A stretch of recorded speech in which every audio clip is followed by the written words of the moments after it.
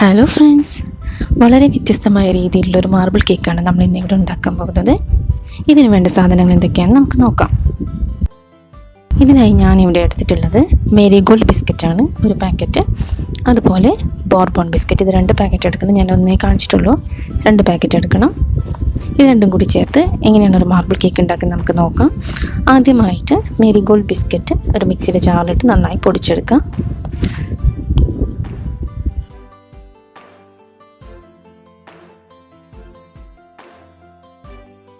ഇത് പൊടിച്ചെടുത്തിട്ടുണ്ട്. ഇനി നമുക്കൊരു പാത്രത്തിലേക്ക് മാറ്റാം. അടുത്തതായി ആ ജാറിൽ തന്നെ ബോർബോൺ ബിസ്ക്കറ്റും 2 പാക്കറ്റ് ചെറുതായി നുറുക്കിയിട്ടതിന് ശേഷം നന്നായി പൊടിച്ചെടുക്കാം. അത് റെഡി ആയിട്ടുണ്ട്. ഇത് നമുക്കൊരു പാത്രത്തിലേക്ക് മാറ്റാം. ഇനി ഇതിലേക്ക് നമുക്ക് ചേർക്കാൻ ആവശ്യമായിട്ടുള്ളത് പാലാണ്. ഞാനിവിടെ 1 കപ്പ് പാലെടുത്തിട്ടുണ്ട്. ഇത് 1 കപ്പ് അങ്ങനെ കണക്കില്ല. ഇത് കേക്ക് ബാറ്ററിൻ്റെ ആ ഒരു ഫോമിലേക്ക് വരുന്നത് വരെ ഇത് ചേർത്തൊന്ന് ഇളക്കി കൊടുക്കുകയാണ് വേണ്ടത്. അത് ആവശ്യം നോക്കി എടുക്കാം. കുറേശ്ശായി ചേർത്ത് കൊടുത്ത് നന്നായി ഇളക്കി യോജിപ്പിക്കാം.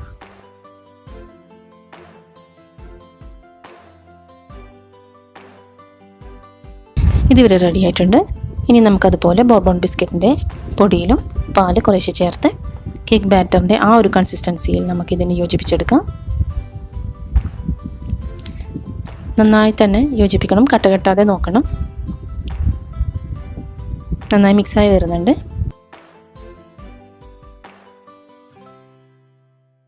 രണ്ടും റെഡി ആയിട്ടുണ്ട്. ഇനി നമുക്കിതിലേക്ക് ചേർക്കേണ്ടത് ബേക്കിംഗ് സോഡയാണ്. ഇതിലേക്ക് കുറേശ്ശെ ബേക്കിംഗ് സോഡ ചേർത്ത് കൊടുക്കാം. രണ്ടിലും ഞാനൊരു 1/2 സ്പൂൺ വെച്ചിട്ടാണ്, 1/2 സ്പൂണിൽ കുറവായിട്ടാണ്. രണ്ടിലും കുറേശ്ശെ ചേർത്ത് കൊടുത്ത് നന്നായി മിക്സ് ചെയ്ത് കൊടുക്കണം. നന്നായി മിക്സ് ചെയ്ത് കൊടുക്കാം.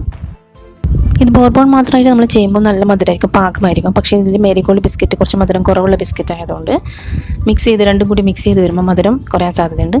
അങ്ങനെയുള്ളവർക്ക് ഈ ബാറ്ററിൽ അല്പം പൊടിച്ച പഞ്ചസാരയും ചേർത്ത് മിക്സ് ചെയ്ത് കൊടുക്കണം. നല്ല മധുരം ആവശ്യമുള്ളവർ മാത്രം, അല്ലെങ്കിൽ ഇങ്ങനെ തന്നെ മതി. ഇനി നമുക്കൊരു കേക്ക് ടീൻ എടുത്ത് അതിലല്പം സൺഫ്ലവർ ഓയിൽ ഒഴിച്ച് നന്നായി അതിൽ പുരട്ടി കൊടുക്കാം. അതിനുശേഷം നമുക്ക് ഈ ബാറ്റർ കുറേശ്ശെയായി ഒഴിച്ചു കൊടുക്കാം. ഇതിനങ്ങനെ പ്രത്യേകിച്ച് ഇതൊന്നുമില്ല. 1 സ്പൂൺ 1 സ്പൂൺ മേരിഗോൾഡ്, അതുപോലെ ഒരു സ്പൂണ് ബോർബോണിൻ്റെ ബാറ്റർ അങ്ങനെ മിക്സ് ചെയ്ത് ചേർത്ത് കൊടുക്കാം. അപ്പോൾ ഒരു മാർബിൾ എഫക്റ്റ് വരും. 2 കളർ മിക്സായി വന്ന് അങ്ങനെ കുറേശ്ശെയായി നമുക്ക് ഇത് ചേർത്ത് കൊടുക്കാം.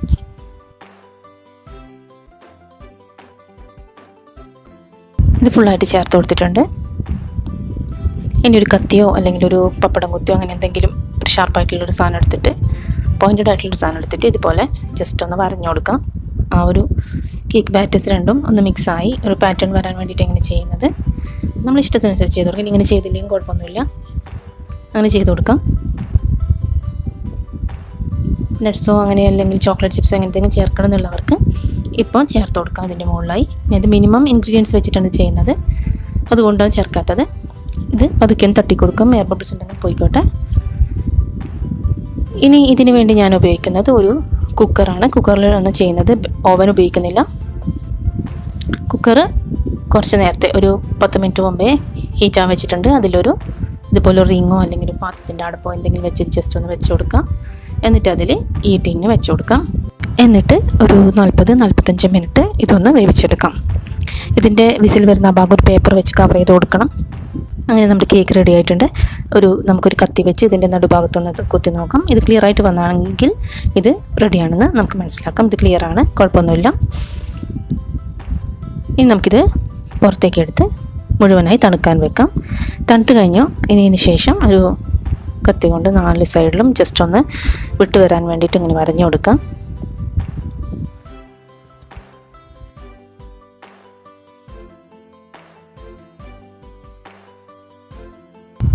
ഇനി നമുക്കൊരു പാത്രത്തിലേക്ക് മാറ്റാം.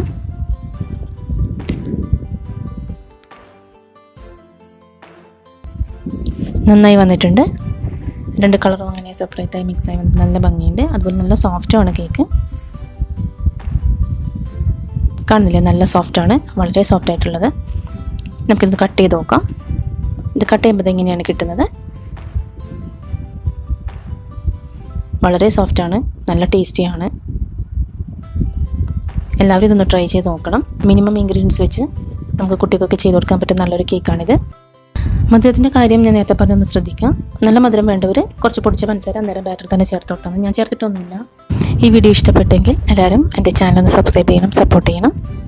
Thank you.